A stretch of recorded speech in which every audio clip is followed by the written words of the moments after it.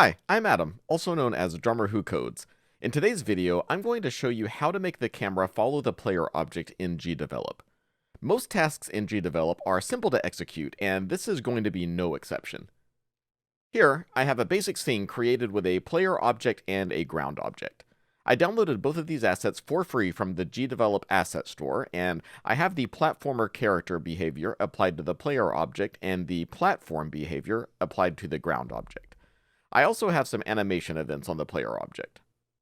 If I preview the game, you can see that everything works great, except that the camera stays stationary so the player can travel off the screen. In order to fix that, we have to make the camera reset its position to the player's position every frame. To do that, let's go to the Events tab.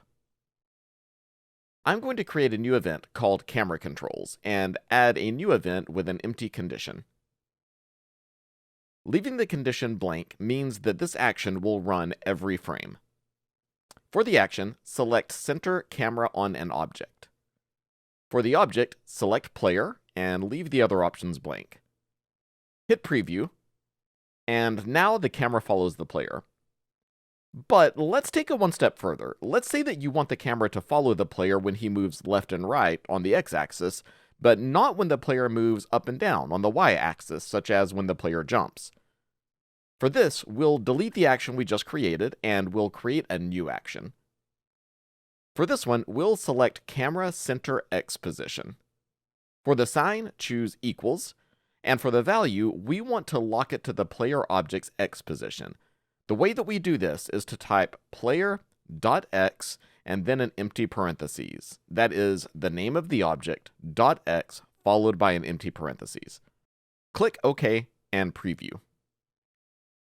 Now the camera follows the player, but only on the horizontal axis. Before we wrap up this video, we'll do one more thing. Let's make the camera follow the player on the y-axis again, but let's make it so that the camera follows just a little bit behind the player on the y-axis. That will smooth out the camera movement and make it a little less jarring when the player jumps. For this, we'll use a technique called linear interpolation. Linear interpolation is a mathematical prediction model in which you take two known points, typically a starting point and an ending point, and use those values to estimate values between those 2 points. Linear interpolation is used in mathematical disciplines ranging from astronomy to finance. It's used in animation and video games to create smooth motion between 2 points, which is exactly how we're going to use it. Thankfully, Gdevelop handles the difficult math behind the scenes, so we don't even have to worry about it. To put it into action, let's go back to the Events tab and create a new action in the Camera Controls event. For this one, we'll select Camera Center Y Position, set the sign to equals, and for the value, we'll use a linear interpolation function called lerp that is built into Gdevelop. So type in lerp, that's L-E-R-P, followed by parentheses. In the parentheses, the function is going to expect 3 values, or in programming terms, we call these arguments, and they should be separated by commas. The first argument is the starting point, where the camera begins. The second argument is the ending point, where the camera is going to end up. And the third value is the step size, or increment between the 2 points. We'll think of this as a smoothing value.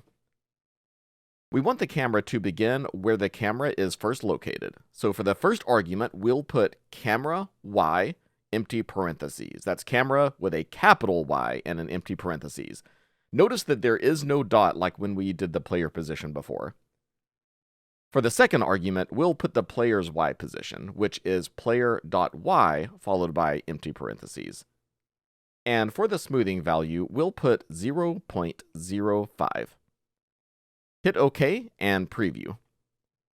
And now we have smooth camera movement on the y-axis. Try playing around with this idea to refine the feel and to get the specific effect that's right for your game. You can add the lerp function to the X position too, or you can change the smoothing value to see how it affects the camera movement. Thanks for watching, and I will see you in the next one.